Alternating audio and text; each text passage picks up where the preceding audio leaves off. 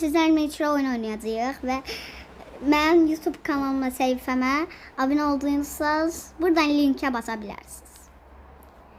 İndi getdik. Görən, bunu oynamısınız? Mən oynamışam. Çox qızılım var, hamı uğurlamaq istəyir və mən də onları şapalıqlayıram. Bilirsiniz mənim yəni. Saniyə 25 Cappuccino Ballerina şeyim de var. Blur Ballerina Octoxinim de var. Purple Patapim de var. Nubini Pizzanini. Nubini Pizzanini. Nubini Pizzanini alırıq. Xəbərimiz var. O mənim bundan var.